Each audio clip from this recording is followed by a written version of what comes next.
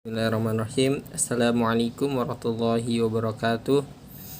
Innal hamdalillah nahmaduhu wa nasta'inu wa nastaghfiruh wa na'udzu billahi min syururi anfusina wa min sayyiati a'malina. May yahdihillahu fala mudilla lahu wa may yudlilhu fala hadiyalah.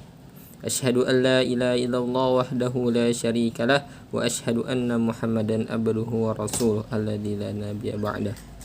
Baik, di sini saya akan menjelaskan tentang konsep poligami, mengkaji Quran Surat An-Nisa ayat 3 dalam kitab tafsir fi Zilalil Al-Quran, untuk dalam memenuhi tugas kuliah, tugas UAS semester 4 Prodi Ilmu Al-Quran dan Tafsir, mata kuliah studi naskah tafsir Indonesia yang diampu oleh Dr. Mukhrij Sidki MA. Baik, langsung masuk ke pembahasannya. Apa itu poligami? Poligami adalah ikatan perkawinan seorang suami menikahi lebih dari satu perempuan, baik 2, 3, atau 4, dalam waktu yang sama, bukan saat ijab qabul, tapi dalam menjalani hidup berkeluarga. Jadi maksudnya kita sudah menikah, punya istri 1, baru setelah itu nyari istri kedua, 3, atau 4, tidak boleh melebihi 4. Jadi poligami ini adalah merupakan suatu hal yang sangat sulit dan menjadi perdebatan yang berkepanjangan di tengah masyarakat dunia. Poligami adalah suatu hal yang harus disikapi secara dewasa dan bijak, namun tidak berbijak pada landasan hukum yang sesuai. Dalam Zilalil Quran, poligami merupakan sebuah rukhsah atau kemudahan dari Allah dan hukumnya mubah atau dibolehkan. Jadi jika kita bisa adil atau kita bisa memenuhi syarat-syarat poligami, maka kita dibolehkan untuk berpoligami.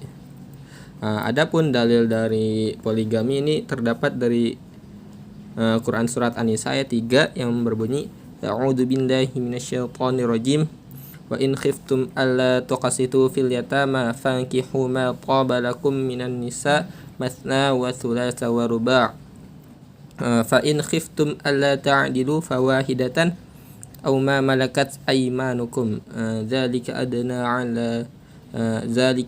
alla ta'ulu, yang artinya jika kamu khawatir tidak mampu berlaku adil terhadap perempuan yatim bila mana kamu menikahinya, maka nikahilah perempuan lain yang kamu senangi, 2, 3, atau 4. Akan tetapi jika kamu khawatir tidak bisa berlaku adil, maka nikahilah seorang saja atau hamba sahaya perempuan yang kamu miliki. Yang demikian itu lebih dekat untuk tidak berbuat zalim.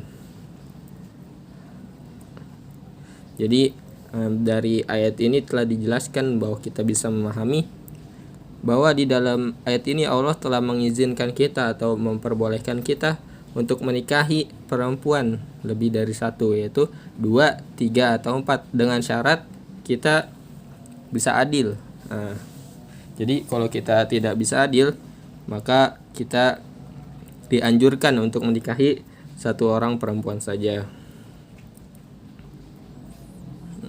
Jadi di dalam tafsir fi Zilalil Quran, Said Qutb ini menjelaskan bahwa poligami ini adalah rukhsah, kemurahan untuk melakukan ini, disertai dengan sikap kehati-hatian seperti itu bila tidak dikhawatirkan tidak dapat berlaku adil jika kita memiliki lebih dari 1 istri, dan dicukupkannya dengan monogami atau beristri seorang wanita saja,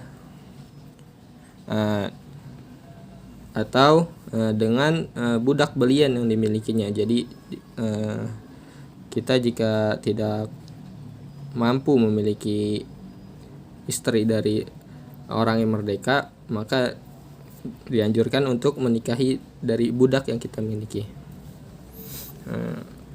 Lanjut. Jadi di dalam Imam Abu Daud meriwayatkan dalam isnadnya bahwa Umairah al-Asadi berkata,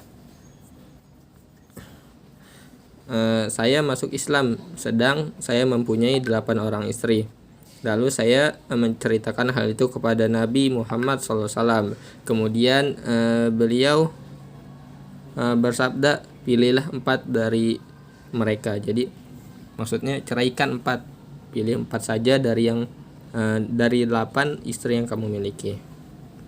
Jadi dari hadis ini Sayyid Qutb berpendapat bahwa masalah dibolehkannya poligami disertai dengan sikap hati-hatinya sebagaimana ditetapkan oleh Islam ada baiknya dibahas lebih jelas dan pasti. Ada baiknya juga diketahui kondisi real yang melingkupinya pada saat disyariatkannya. Jadi Sayyid Qutb juga berpendapat bahwa poligami bukanlah syariat baru yang dibawa oleh Islam, melainkan poligami ini telah ada dari zaman Rasul, atau poligami ini sudah ada lah, sudah diajarkan atau sudah terjadi di zaman Rasul. Jadi tidak boleh kita menyikapi bahwa poligami ini adalah ajaran baru, dengan syarat kita mampu adil kepada istri kita, baik adil secara finansial, adil secara kita bisa berlaku adil dalam, misalnya kita punya istri 4, jadi kita bisa membagi waktu kita kepada 4 itu. Jadi tidak boleh misalnya kita berlaku zalim kepada salah satu istri kita dengan cara tidak mendatanginya atau tidak menggaulinya. Di syarat yang wajib kita penuhi untuk poligami ini adalah berlaku adil. Jangan sampai kita ingin mempunyai lebih dari 1 istri, tetapi kita masih memiliki sifat zalim atau seenaknya terhadap istri kita yang satunya lagi.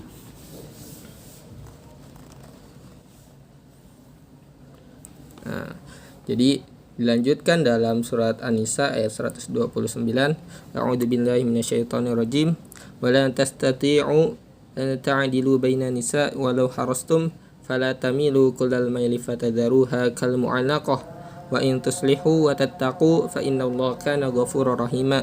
Artinya, dan kamu sekali-kali tidak akan dapat berlaku adil di antara istri-istrimu walaupun kamu sangat ingin berbuat demikian adil. Karena itu janganlah kamu terlalu condong kepada yang satu sehingga kamu biarkan yang lain terkantung-kantung. Dan jika kamu mengadakan perbaikan dan peliharalah diri dari kecurangan, maka sungguhnya Allah pengampun lagi maha penyayang. Jadi dari ayat ini telah jelas bahwa kamu sekali-kali tidak akan dapat berlaku adil di antara istri-istri kamu. Maksud adil di sini adalah adil dalam perasaan. Walaupun kita telah adil secara finansial, adil secara lainnya, tapi secara hati kita bakal condong kepada salah satu di antara 4 istri kita. Nggak mungkin kita bisa membagi secara rata perasaan itu, karena itu sudah kodratnya manusia kan lebih condong kepada salah satu itu. Mungkin cukup sekian dari saya. Jika banyak salah yang dari saya sampaikan, saya meminta maaf, dan saya meminta saran dan kritik dari Ustadz apa yang telah saya jelaskan tentang konsep poligami ini. Mungkin sekian. Wassalamualaikum warahmatullahi wabarakatuh.